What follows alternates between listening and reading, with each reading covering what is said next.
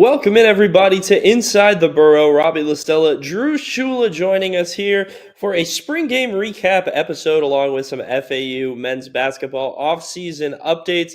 Just because it's the offseason doesn't mean the information stops. We're still rolling. The transfer portal is active. Since the last time we've talked to you, we haven't done a podcast since the NIT, so a lot has changed since then.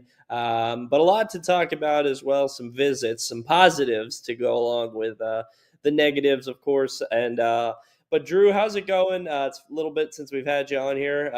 Spring game was yesterday. What's how you feeling? How's the vibes feeling? What's going on?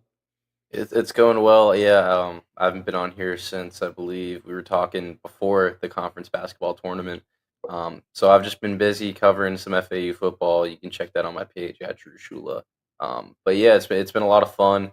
The spring game was a lot of fun. There's a lot we're going to talk about with that. The vibes were there as they've been all year with new head coach Zach Kitley. It was a great time. A lot of people in the stands. We'll talk on that. So. Yeah, I guess we'll get to it. I won't spoil too much. Yeah, you mentioned it. It was a great atmosphere. I would say that was probably the most attended spring game I've been a part of in a couple of years. And it was good to see, right? I mean, they did a lot. They moved it from the normal Saturday time to the Friday evening slot in hopes that it would be, an uptick in attendance. And I think it was. The players noticed it so much so that they waved goodbye to the big crowd there at the end, which I thought was a nice touch. So that was cool to see. Good to see the kind of community embrace Kitley. It's tough when a new coach comes in. You never know if people are going to be stuck with the old and worrying that they're just going to be, the same old, or if they're going to be hopeful and hope that, Kitley can make the changes he wants to. And it's good to see early on that the fans were engaged there.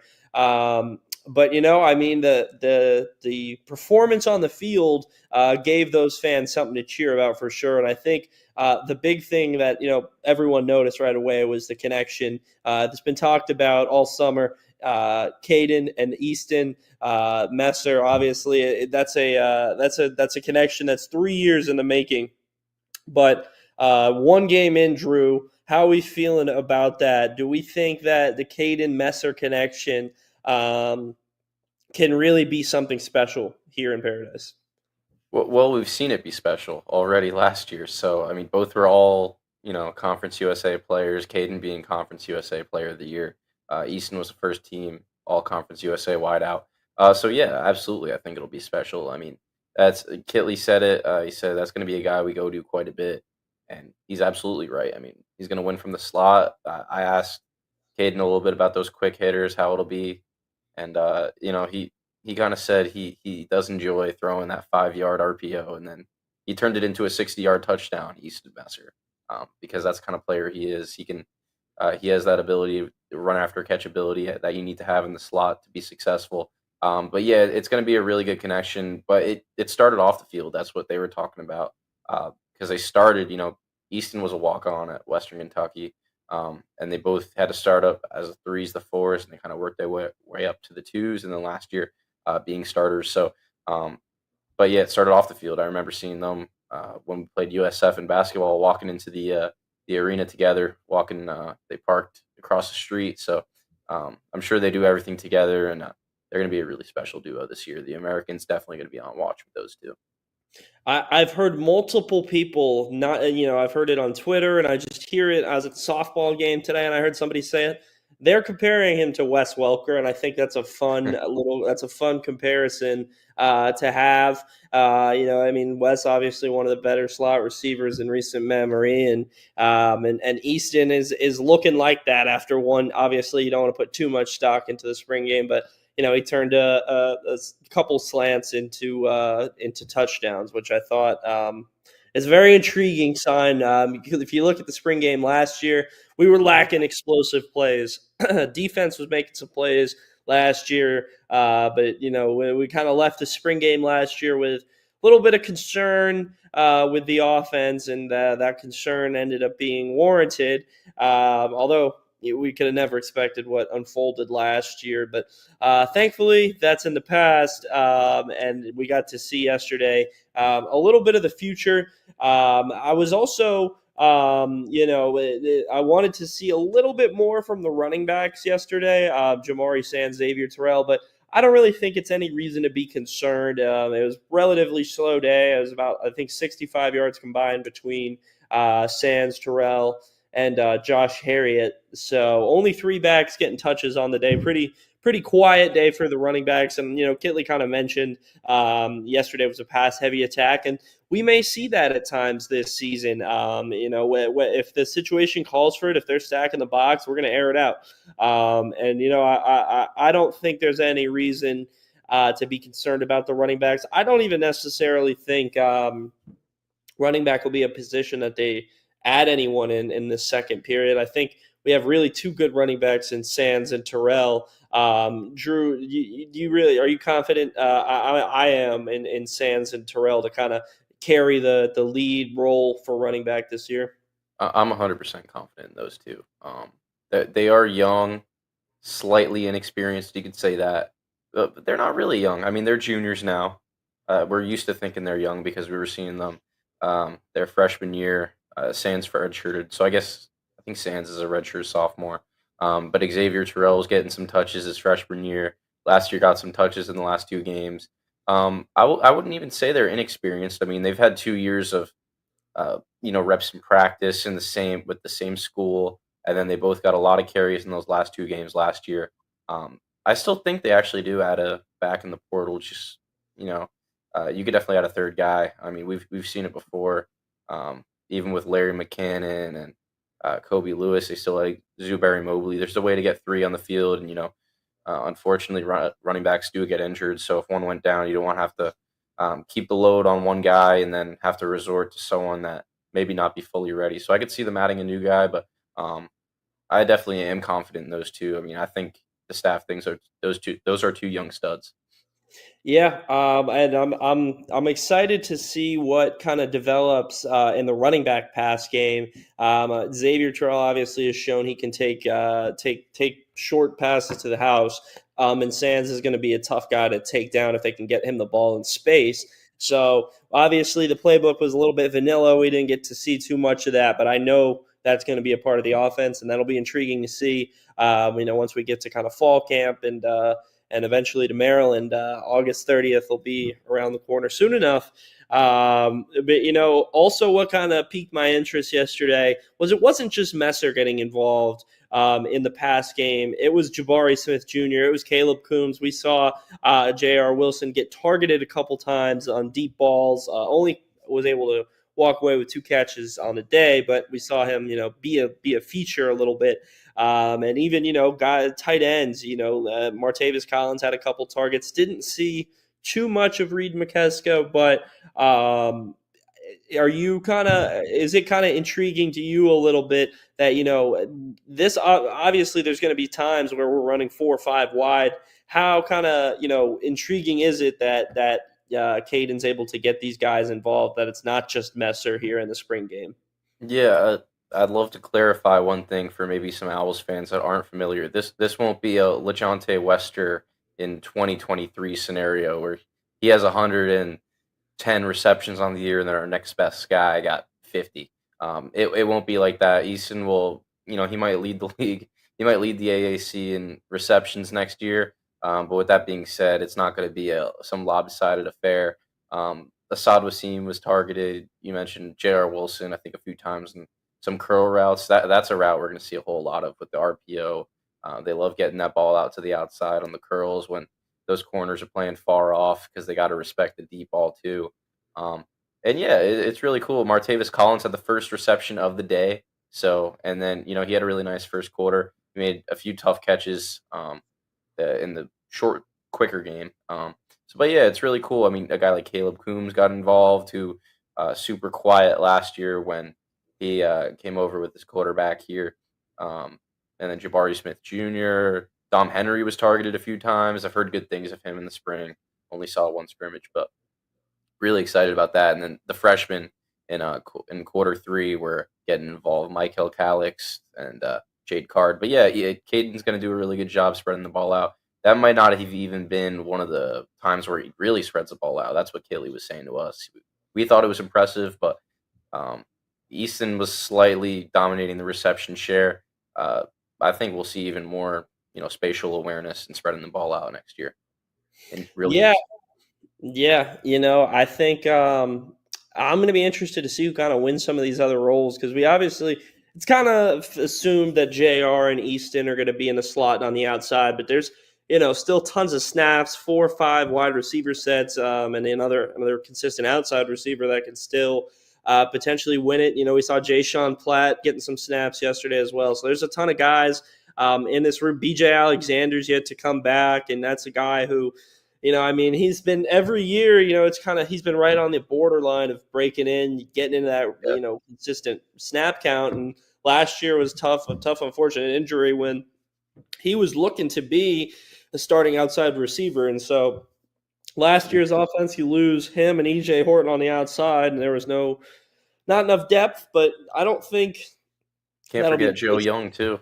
Yeah, and Joe Young. Yeah, we haven't seen a lot of him, and he's probably coming back soon. He was, I believe, he's been out injured as well. So, so we'll have. There's just going to be a lot of depth in this room, and I'm excited to see how they utilize it. One room that to me doesn't seem like it has a lot of depth, but it kind of does on the offense is the line. Obviously, can't really put too much in a spring game with the line. They're not going too full force there, but. Do we think they only really made 2 additions this offseason, Madden Sanker, Vincent Forney? We've seen a little bit of Madden. Vince is still a bit raw from what we've heard from Stephen Hamby. So I feel like offensive line is the one position where, to me, it's glaring like, okay, yeah, they're going to bring people in here in the spring. Is that what you kind of see too? I could see definitely them bringing in at least some competition at a few positions. Because currently, I'd imagine – this is somewhat of a combination we see. Jakavian Nonar has been a breakout player. I could see him at left tackle. I could see him and Daughtry Richardson being the tackles. And some form of interior guys being Scarlett Jean, Alex Atkovich, Madden Sanker, and a guy that Owls fans might need to get used to because he's going to be a redshirt freshman, and he's been getting some reps, Braden Cunningham. So he's someone that he's been getting a lot of center reps too. And guard reps. They're kind of cross-training everything to try to find the 5 best guys. I'd imagine within those 6 players, those are the guys that are getting out in the field. Maybe some guys like Forney, Keon Rowe, and then maybe, some more interior guys, the young guys like Ethan Profit. And I'd imagine those are some of the guys that you see involved with one of those, I mentioned the 6 names, being the starting lineup as of now. But I could 100% see more competition being brought in. Having a lot of linemen is very important in college football. Mentioning injuries, we saw last year kind of a carousel happen. Even our best players like Federico and Andre Lamas and our tackles were getting hurt, so they had to move everybody around. So having guys cross-trained is important. So I can 100% see some competition being brought in. It's gonna be interesting to see where they go. The spring portal, I believe, it opens 3 days from now on the 15th. So we'll see kind of what unfolds on that on the offensive side of the ball. Defensive side of the ball, that they won the day yesterday. The only quarter they kept track was the 4th, and the defense won. Obviously. Don't read too much into that. Don't think, oh boy, here we go. Because obviously it was just a good period there for the defense, which you want to see. The offense had their highlight plays. We mentioned the 70-yard touchdown, 30-yard touchdown to Messer twice. But the defense stepped up. You look at the sack count. Both Lumen brothers had a sack. Josh Roberts had 2 sacks. The freshman and August Salvati had one as well. Antonio Robinson, DB, had one. So, that's a pretty productive day from the sack department. Obviously, Robinson coming from the DB room, but in terms of the D line, obviously, like we said, can't read too much into it. But do we think this year maybe the D line gets back to being the D line of old for FAU? there's a lot of pieces brought in, and we'll kind of see what that unfolds. But Drew, is there potential in the defensive line room this season? Yeah, ironically, one of the things I was really looking for in because I was kind of worried about our pass rush coming in. We lose Chris Jones, who was a tenured pass rusher for FAU. There's some other guys that departed that were good pass rushers, like Marlon Bradley was with FAU for a long time, but they were getting after the quarterback. I mean, we were talking O line, but the D line kind of dominated the offensive line, and really the only success on offense for um, the Owls, in that spring game was when they were going RPO and getting the ball out of their hands quick, so the offensive line, couldn't crumble. But on those drop back third downs, I mean, they were getting after it. You mentioned the guys like August Salvati is someone that our edge rushers coach Brandon Lacey thinks is a really good pass rusher. Eric Brantley, a little more quiet in the spring game, but I know he's been running with the ones and he's been impressive in spring ball. A guy that's been injured that unfortunately he just hurt his knee, so he couldn't play, but he'll be back. Is a guy that we're big fans of, Gavin Schmarcelin, the young. He will be a sophomore from Miami.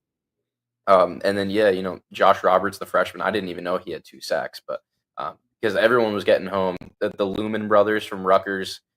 So super impressed with the defensive line.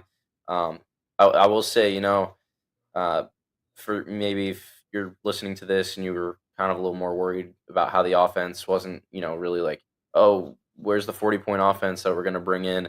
They didn't run motion one time. They didn't hard count the defense. They didn't audible. They didn't do any of that. So it was a little more vanilla. The defense is going to usually win in that scenario. So nothing to really be alarmed about. But I definitely think the defensive line was very impressive.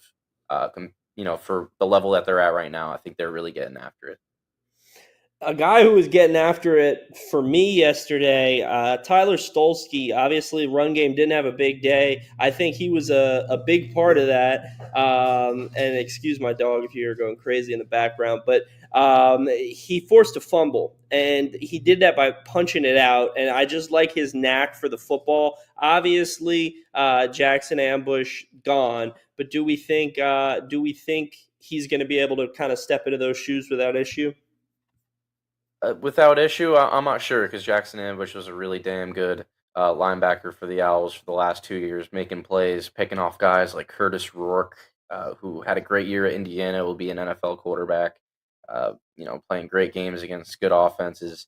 Ambush was super impressive for FAU. We'll definitely miss his contributions. But Stolsky's the most experienced guy in the room. He's coming in with multiple years of experience at Minnesota, playing a lot of special teams. He was a captain for them, so good leader. The media talked to him. He's an energy guy.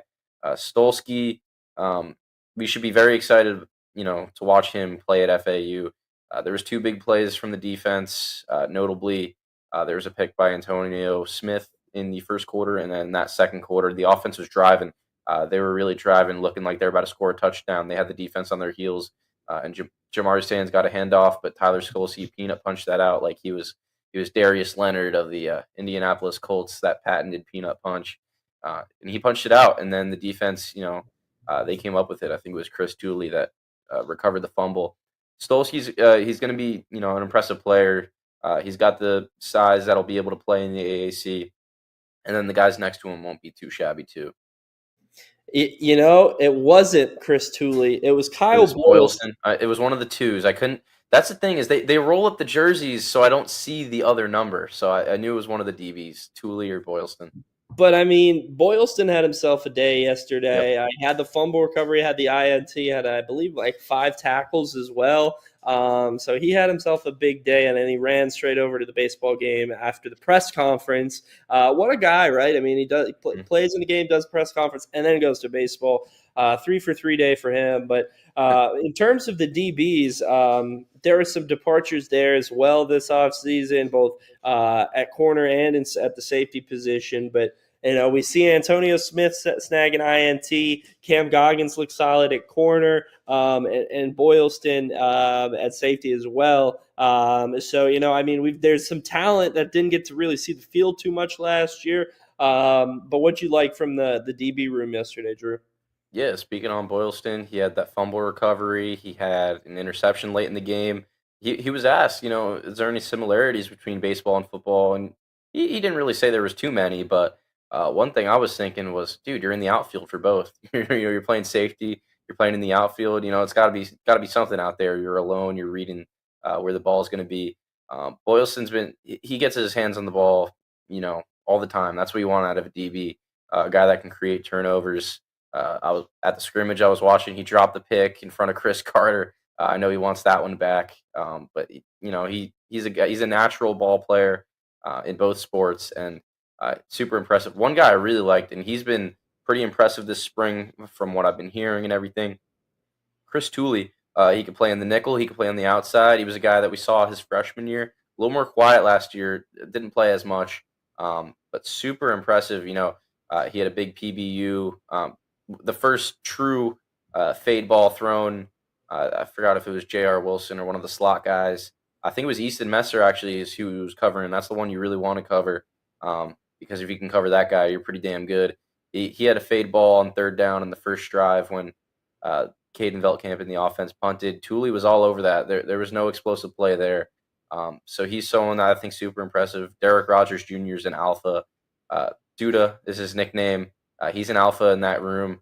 And then one guy I do want to shout out is Zion Perret, ZP they call him, number 18. Look out for him.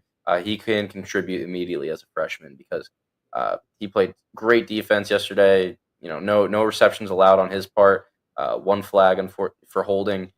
He's a little bit grabby, but he plays sticky man coverage. So the DBs they were super impressive. And then I guess we'll talk a little bit more about the safeties besides Boylston. Yeah, I mean, I'm excited to kind of see some of these young guys. Another guy that stood out to me at DB we didn't mention, Lawrence Johnson, played a lot of snaps Yep. last year as a freshman, which you never really you see it sometimes. We saw Tom Herman actually play a lot of freshmen, and then Chad as well, which you don't see a lot, but he might potentially have turned that freshman playing time into a starting role. And good for him. And I'm kind of intrigued for this DB room. You don't want to put too much stock in the spring game as we were mentioning, but there's definitely potential. There's potential across the board. That's what kind of makes this season exciting. I don't know, necessarily how it will unfold, but we kind of ran through every position group here. But is there anyone that kind of stood out to you, Drew, that we didn't get to talk about at all? Is there anyone that's kind of a wild card heading into next season that that could potentially be an impact guy? I Offense, got defense. Yeah, I got two things, and don't want to cheat on the second, but the first one I just want to shout out Jaden Williams, this is now his third different era of coaching changes. So just want to shout him out. Didn't think about leaving, had unfinished business, wanted to turn that page of what FAU football has been the last two eras. So just wanted to shout him out. He was a little more quiet in the spring game, but sometimes that's a good thing when you're a DB. You're not really making mistakes. That means. Second one, I just want to shout out. I'll cheat on this. I want to shout out the whole interior defensive line group. You said there was only 60-something rushing yards. They probably should have had double. The D tackles. There was a lot of runs up the middle that were just stuffed right away. One guy definitely got a shout out, Bryce Langston, who he was big. Big strides from last year. Last year was super quiet. Some guys overtook him. Transferring over from LSU. Langston, he's been an impact player all year. A leader too is someone that Coach Kitley's mentioned. Some other guys, Anisi Sledge and Najuan Barber, the two run stuff and defensive tackles that can also get after the quarterback. Those two, did really good against the run. And I know one guy I think that's going to be more of a pass rush specialist. He can play both, but he's a little slightly more undersized. Is CJ Doggett, a transfer from Ohio, who had some power conference looks. But really wanted to come to FAU. He'll probably be that guy that I think that he can get after the quarterback on the interior. Someone, maybe a guy like, for anyone who's an NFL fan, Ed Oliver is a guy that he's got the same exact measurables. A guy, Walter Nolan's going to be drafted into the NFL in the top 20 picks in the upcoming NFL draft. So he's got that mold, a little slightly more undersized, but a little more twitched up. It can get after the quarterback. But I was super impressed with the defensive tackle group, a group that's very new to FAU fans, having longtime defensive tackles like Evan Anderson, Jaden Wheeler the last few years, Latrell Jean, et cetera. This is a very new group, and I think that they played very well in the spring game. Lot to be excited about heading into next season. I mean, it's I personally, something I notice is I like the energy just around from the coaching staff. These are young guys, high energy. It just seems like they're clicking between the players and the coaches. It just seems like there's a really good relationship. And I mean, who knows what happens next season? But having a good quarterback that to go in Zach Kitley's offense can't go wrong. Obviously, other things can go wrong, but that's a good pairing in its own right. And I'm excited to kind of see what that unfolds. Maybe we break Bailey Zappi's record. Maybe we don't. That would be ideal. I would love 63 touchdowns. That exactly that would be the ideal scenario. And maybe they'd be Maryland, and all of a sudden that would be really fun. Then all of a sudden, these podcasts next year for football will be a lot more fun than they were this season. We won't have to analyze losses. Hopefully, no loss analysis. But kind of shifting gears. Speaking of loss analysis, a little bit. As we mentioned in the opener, last time we talked to you about hoops was the NIT. And since then, obviously FAU lost the NIT to Dayton, and the transfer portal opened up like a monsoon and just rained on FAU, and obviously, if you haven't been following along with us on our social media, a bunch of departures. Trey Carroll, the newest commit today, to Xavier, Matas Vokatitis, to Texas.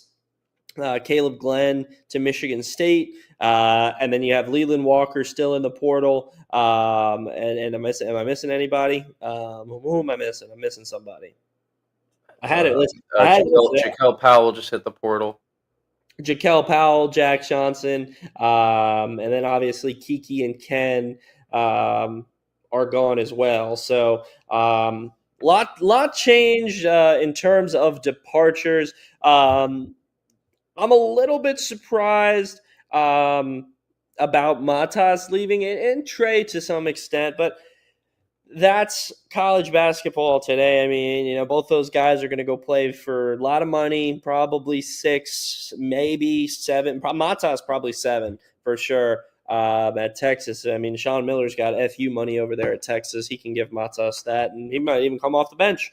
But Drew, with the losses, is that concerning at all, or is it just the way of college basketball at this point? I think it's just a state of college basketball. If there's any light you could take out of that, it's that these guys are going to listen to those programs, Michigan State, Xavier, and Texas. At least they're not going to, I don't want to throw any shade on anybody, but at least they're not going to, I don't know, UNLV. So it's not like we're really getting poached laterally or anything. These guys are getting massive pay raises, and hopefully it gets regulated soon for every fan and coach's sake. But right now players are cashing in, and it's hard to really blame them when they can get money that they'd never make otherwise.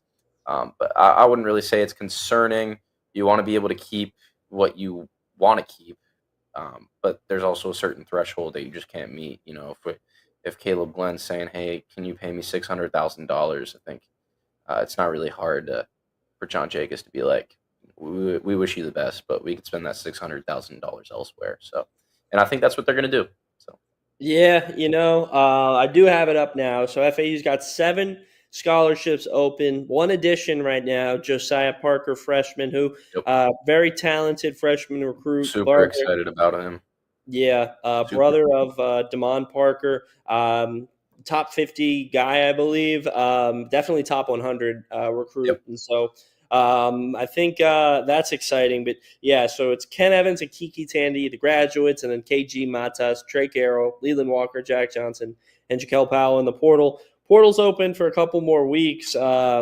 Fingers crossed that they are able to maintain Baba Miller, Nico Moretti, and Devin Vanterpool. If they're able to keep those 3, then they're cooking with something, right? I mean, then all of a sudden they've got 3 guys that, Dev had some up and downs. But he looked really solid there towards the end, and his defense has been pretty good Yep. all season long. And then obviously Baba and Nico could be starting pieces. But in terms of visits, a couple guys in town this weekend. The big one, definitely in terms of star value, if you take that for whatever it is, Isaiah Elohim from USC, 6'5" guard. Didn't play too much last year at USC, was committed with Musselman at Arkansas, then followed him to USC. Didn't get in too much last year, but very, very athletic wing type of guy. Not much of a shooter, as more of a attack the rim type of guy.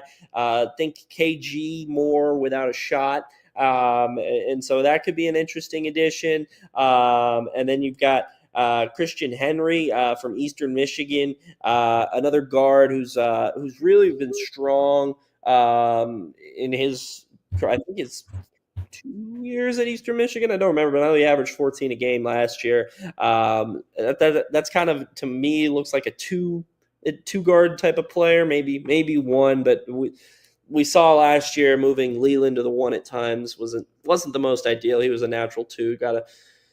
Gotta kind of keep him there. And then came out yesterday that Steven Olawani from Southern Indiana, 6'8", 200-pound forward, big guy, potential Trey Carroll replacement as well. So obviously some talent coming in. That's not it, though. There's going to be some more, hopefully, here in the next couple of weeks. You want to see them move kind of as quick as possible. But we saw Jake has filled this roster out when it was bare bones, Drew. If Jake can kind of keep Baba Miller, Nico Moretti, Devin Vanderpool, are we confident that he can bring in some pieces around them and get us back to where we were last year and potentially build on that? Yeah, if he could do that, all applause like this. Sorry, I had to show off the new soundboard, but yeah, I mean it's a better spot than last year for sure, where they had to start from ground zero and Trey Carroll. So this year, having a super talented big and having a guard that you trust, that's a big thing. A guard that you trust coming back, that at worst could be a really good bench piece coming off and be a potential sixth man of the year in AAC ball. Definitely a first or second, all AAC team kind of guy. But then, yeah, a lot of the guards you mentioned, you said Darian Ford, correct? I didn't, but yes, I was supposed Yeah. to. He was visiting yesterday, and so we'll see what happens with that. I mean, just without kind of watching film on a lot of them, but a guy like Isaiah Elohim, I just immediately heard top 100 recruit, went to a P4, kind of a crappier situation, had to transfer out of his freshman year, excellent athlete. But what does that sound like? It just sounds like Caleb Glenn. So that would be a really nice bring in, being able to get Caleb Glenn back pretty much, or a guy that's similar where he's one of the better athletes on the court is huge.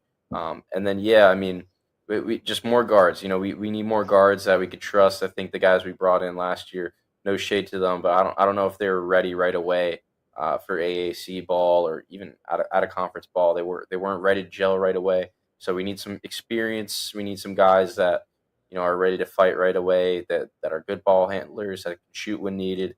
A lot of these guys I really like being brought in, just as guys that it's not even like they were failures or anything.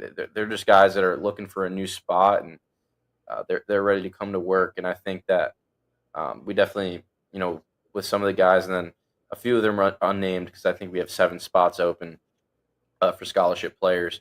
I'm sure they'll be great as well. So, hopefully we get those guys in and, that they'll gel together well. But I haven't watched enough film yet, and we don't have all the names. So, but I'm sure we'll be proud of what we put on the court next year. I'm hoping so. After we fill out this roster, the next step will be the schedule, which I'm also intrigued to see. If we can kind of build that out similar to how we have in years past, maybe harder to get as many Q1 opportunities, but get in a tournament, give you some opportunities there and maybe 1 or 2 other ones, and give yourselves a shot. And we'll see what happens. I mean, everything's year to year at this point, especially in basketball. With the smaller roster sizes, retention is tough compared to like football, for example. Yep. So it'll be interesting to see, but I'm confident. Definitely a little bummed you don't get to keep Trey Carroll or Matas, but gotta accept that one and move on and keep an eye on FAU Owl's Nest on X for more transfer portal updates and hopefully some commit posts here in the next couple of days. In terms of other going-ons at FAU softball, in the midst of a bit of the first rough stretch of the season. I'm doing the rough stretch, but we love our Lady Owls. They're awesome, but yeah, unfortunate losses. We do.